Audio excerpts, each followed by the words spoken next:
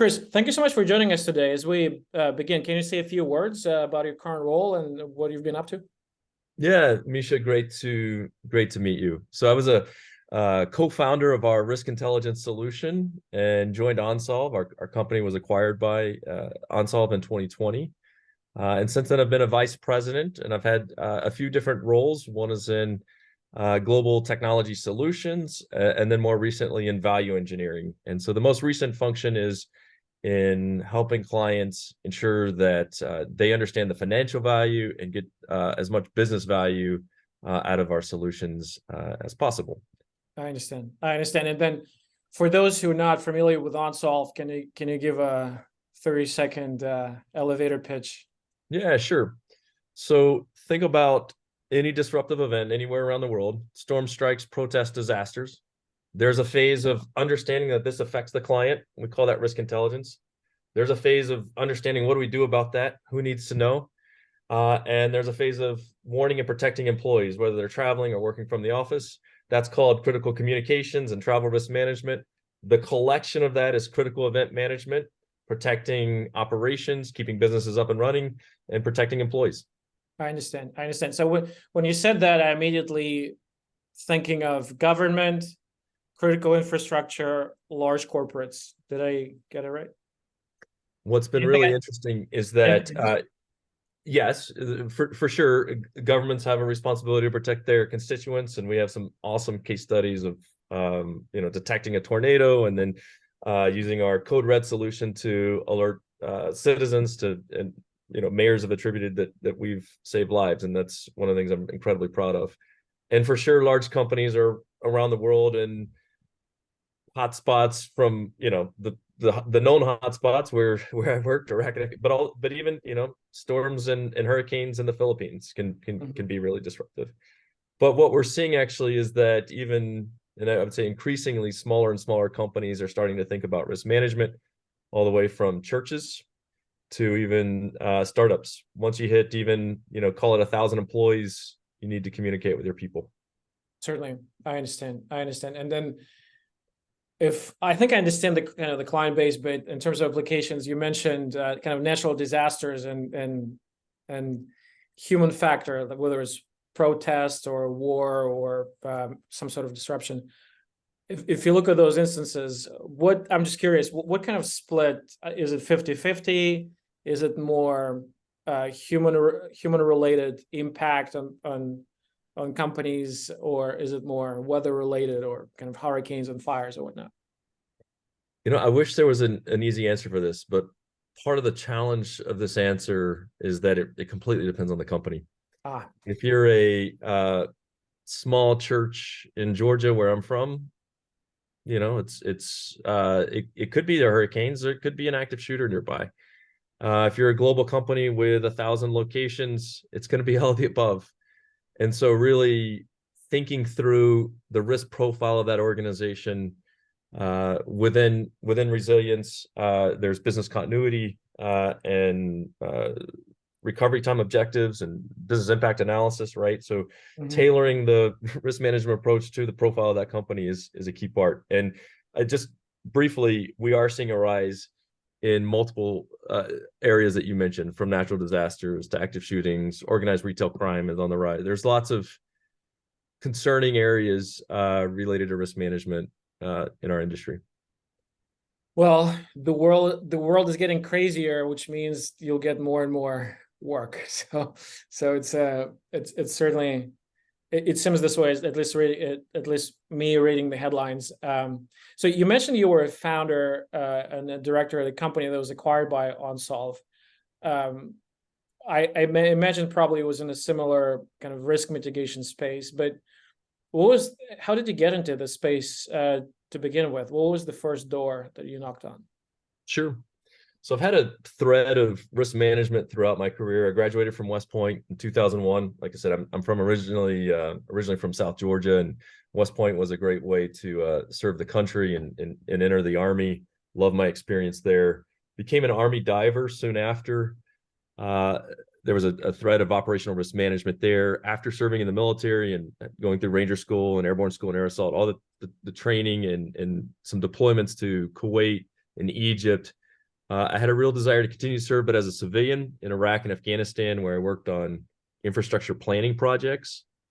And that was really, in Iraq and Afghanistan, was the first time I started thinking about the challenge of understanding, is this area safe? You know, like Afghanistan's not a monolith, and Kenya's not a Georgia's not a California, where I'm in, it's not a monolith. Is an area safe, and is the pattern of risk changing? And how do we get that information to the right people at the right time? And that was a real challenge for us. I led civilian teams in Jalalabad and in Shindan province, Kandahar, and in Iraq as well. So I went back to school to answer some questions like, what does data say about safety and security? And I know, Misha, you have a background from Harvard Business School. I got an MBA there, and they have a joint MPA, Masters in Public Administration, International Development degree program that was kind of overlapping with some data science questions, like what does data say about development? And so really wrestled with some hard questions there. And then became director of enterprise risk management for a large NGO. And that was another experience where it was very clear that our industry at the time, this was 2012, 2013, really needed to change. And I'll give you a specific example, but I want to just pause there. I'm kind of long-winded sometimes. No. It's go ahead. Yeah.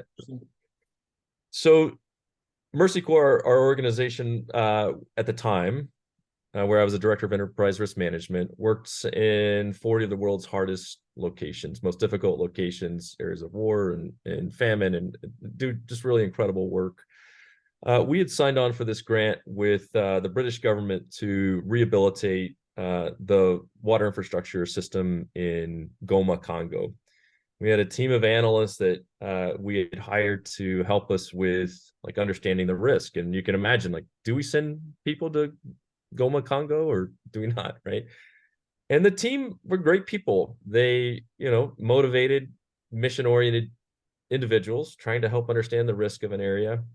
We got the thumbs up, so we started sending engineers and equipment in through, it's kind of on the border of Rwanda, so we sent engineers and equipment through Kigali, drove across the country, enter the country of DRC. And as soon as they get into country, can you guess what they saw?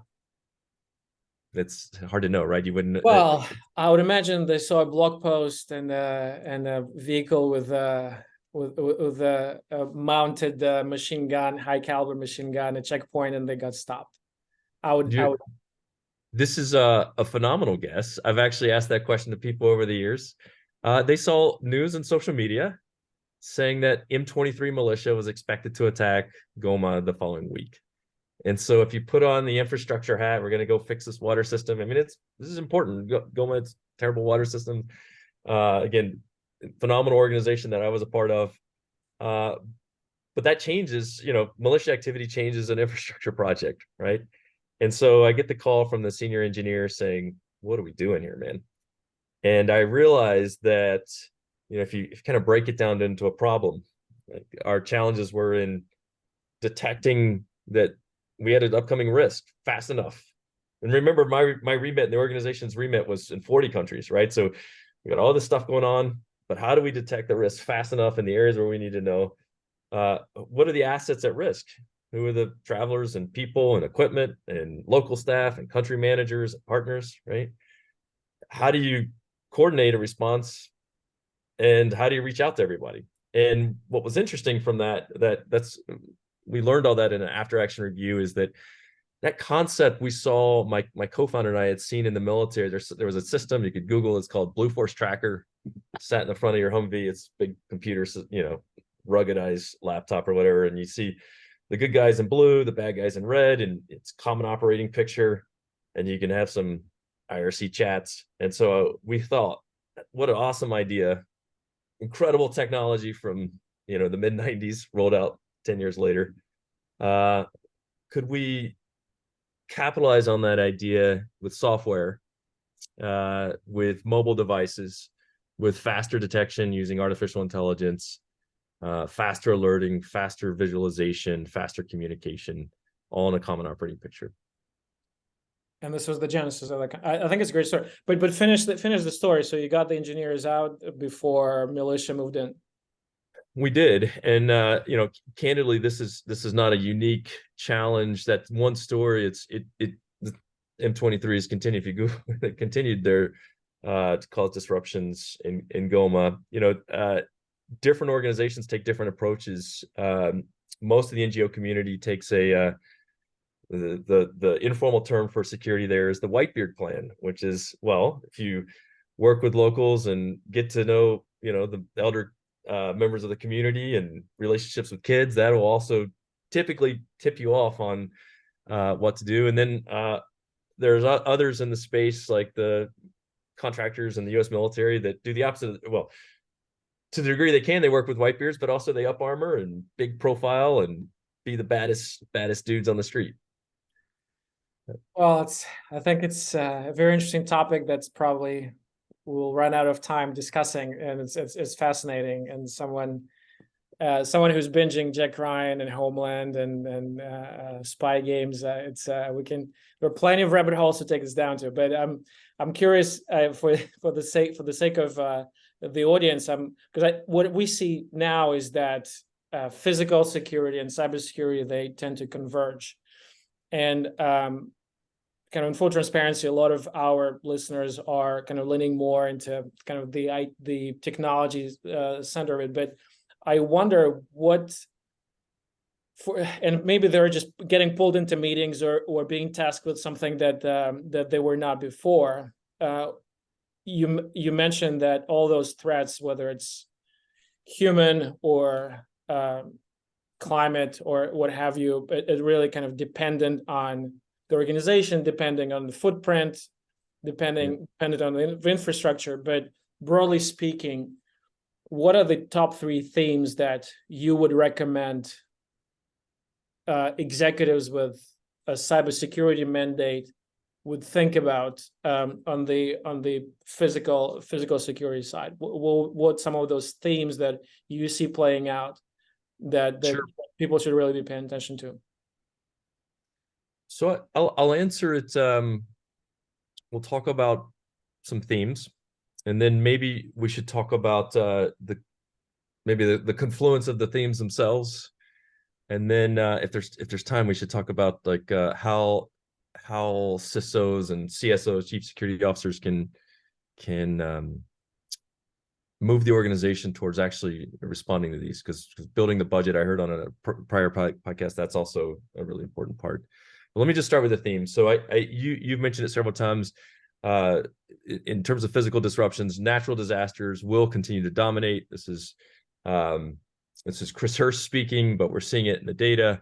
If you look at the NOAA page, the most recent, going back since 1980, the number of U.S. billion-dollar disasters is certainly on the rise. The frequency, the severity of those events, those will continue to dominate the lives of CISOs and CSOs. They will continue to stretch the government organizations. So if you think about mutual assistance compacts at the state level, and those will continue to reinforce the importance of resilience programs in private companies. So natural disasters for sure is a good place to start. And those, just kind of to double click and not to cut you off here, but are those more kind of the hurricanes hitting, I know, Texas and Louisiana and Florida, or is it the tornadoes turning little towns upside down? Is it the fires like the one in Maui, do you see those disasters more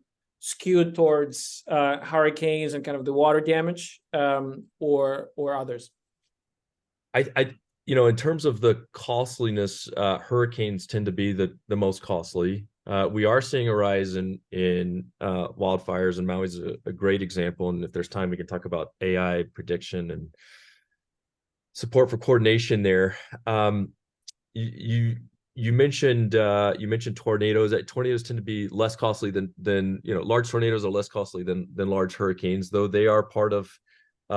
You'll certainly see them if you, again, it's publicly available. Go to NOAA's website.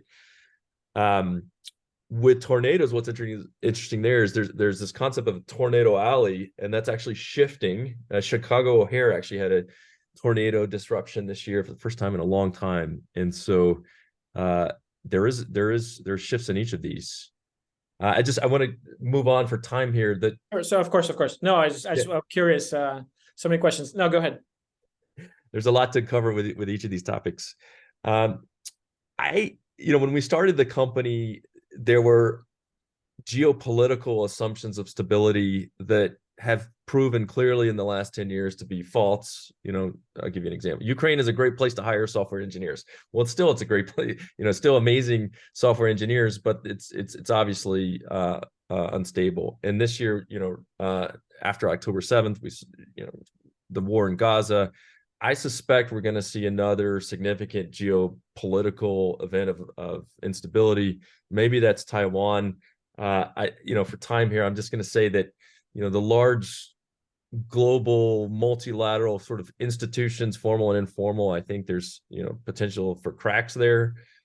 So this is like, what kind of world do people want to live in? Multilateral versus isolated. The third bucket is probably around U.S. elections, and there's likely to be some exposure of fragility in the U.S. systems of like how we think about democracy.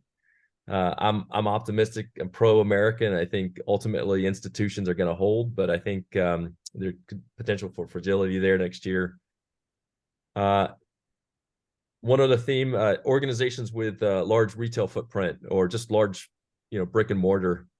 There's a significant uptick in organized retail crime, and we could go deeper on each of these. I think the last trend I'll just mention is that, clearly large language models are a superpower, and they're a superpower for the good guys and the bad guys. So those are probably the top 5 themes.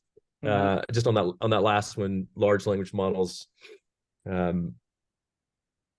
for democracies, for U.S. elections, for response to natural disasters like Maui, you need to understand like what's reality, and the power of LLMs in the hands of a bad guy is that they can make, the cost of content zero. And so if you want to pollute the information environment on what the reality is, everything related to disasters is a great place to do that. It's a terrible place to do, right? Is a fragility for response. For sure. And to on the first 4 things that you mentioned, that kind of, I would imagine they're kind of really in your wheelhouse. The natural disasters, the geopolitical changes, elections next year, and organizations with a large physical footprint. Will be on the tactical level. I'm a CISO, and I'm more and more getting pulled into meetings that address some of those issues. What will be your advice? Is it more about trying to picture what's the worst thing that can happen? What we're going to do about it? Is it about disaster recovery plans? Is it redundancy? Is it building resilience into the system and kind of spreading the footprint, whether it's remote employees, whether it's redundancy and other content? It's like, what are some of the, and again, it's probably worth a much longer conversation, but what are the topical ideas that on a tactical level CISOs can sound knowledgeable when they go into those meetings? I think you want to understand where you're at on a maturity model, and you can think about that in terms of your people, your systems, your processes, or people, processes, and technology, whatever your framework is. I speak with a lot of organizations, even in 2023 this year, who have very little, I'm going to call it digital modeling of their organization. So if you ask them, like literally, where are your assets? And at first it's kind of surprising. Really, you don't know where your facilities are. But if you think about siloed organizations, you think about a lot of M&A activity, you think about leases going up and down, you think about travelers all over. So that's a very tactical initial place to start, is just being able to map your organization, integrate a bunch of data, your travel data, your HR data, your facilities data. Obviously, this is something that companies in our industry can help with, and it's a great place to start. The next is you want to think about tailoring your approach to risk management based on organizations that look like yours.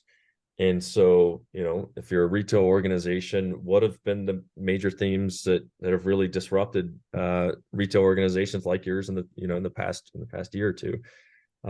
That's one of the reasons why I mentioned the rise of organized retail crime. And so then once you know kind of where your stuff is, where your assets and people are, what the risks are, then it's really easy to just dial in your filters to be able to say, like, hey, these are the tactical incidents I care about. These are the more strategic. So that's kind of like the systems and processes. There's another piece, which is it's low hanging fruit. I would be running exercise. I ran exercises when I was a director of ERM. We worked with our security team. You just got to workshop your workshop scenarios, and they can be formal. We work with some awesome partners, so we could help you with that, but it doesn't have to be formal. Literally just creating brief scenarios, getting leaders together periodically, for sure annually, but I suggest more frequently than that, and create scenarios and say, well, what would we do?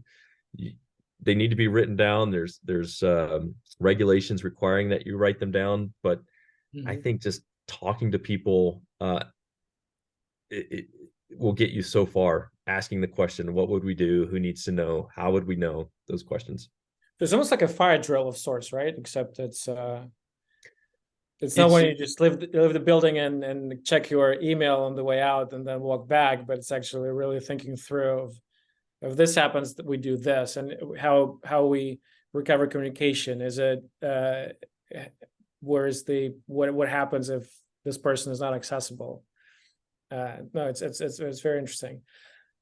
I know we're coming up on time a little bit, but if we look into the future, and you mentioned like geopolitical risks, it feels like the pendulum that was swinging towards integration, towards globalization, is swinging the other way, and it seems like a lot of organizations, instead of offshoring, they are reshoring or friendshoring, if you wish. So it seems like at least a tendency for the world to be a more divided place. And it's, to your point, it seems like this trend is only going to continue next year into kind of foreseeable future. It's certainly the world is getting scarier and scarier. But from what you see, some of those trends, I know 6 months from now, 12 months from now, the things that you mentioned, they still going to be top of mind? Are there certain emerging themes that you see will likely to play out in that time frame that will impact chief security officers and CISOs? Yeah, so I'll talk about it at a sort of philosophical, super strategic, mega level, and then I'll make it super tactical. I think, like I said, Americans and all participants in economic participants, Chinese citizens, everyone have to wrestle with the question: is like, is it better for us to buy stuff from other countries and continue to trade or not? And this is like a kind of a core civics question that I don't think we wrestle very well with as a society. So I think if you take a basic economics class, econ classes, you take the there's winners and losers from trade, right? And so what you do is you tax the winners, and you have transfers, and you do retraining, and everybody's better off. There's the classic like Portugal grapes and clothes made in Britain, and that's the story. You can see it in the math, but what's missing there is identity, and like, well, my job is to make this thing, and my identity is to make it, and it takes a long time to retrain, and there's like these there's friction along the way, so it's not smooth. And so I do see, it feels a little bit to me like we're kind of like in the League of Nations, kind of like what kind of world do we want? Woodrow Wilson, isolation versus multilateralism. I think that feels to me like so that's the philosophical, like, what happens on this, the tactical side. I think supply chains up through COVID were increasingly concentrated in a few countries like China. And you could concentrate everything with volume discounts through a few ports, through a few carriers, through a few country, a few vendors. And I think as long as the world's stable, that's great. Volume's efficient, right? Just in time delivery. But I think the key takeaway from the pandemic has been to relook pushing everything through a single country factory port, because assumptions of stability haven't held. And so we can help with that, right? So you can map map not just your assets, but your customers, your supply chains, and be able to make better decisions there. Interesting. So a system that's extremely efficient, that just-in-time inventories may not be resilient when it's stressed. So it sounds like, and that's kind of the pendulum swinging the other way. That's awesome. Chris, I know we're coming up on time. Thank you for being so generous. Very interesting. I think we can talk for a very long time. I'm certainly hopeful if this was fun. This was fun for me. If this was fun, we can do this again and maybe double click on some of those areas and tumble on some of those rabbit holes. What's the best way for people to connect? How can people find you? Awesome. Yeah, I'm on LinkedIn, Chris Hurst, Vice President at OnSolve. You can find me on email, chris.hurst@onsolve.com. Sounds good. Thank you so much. Thank you, Misha. Appreciate it. Great fun today.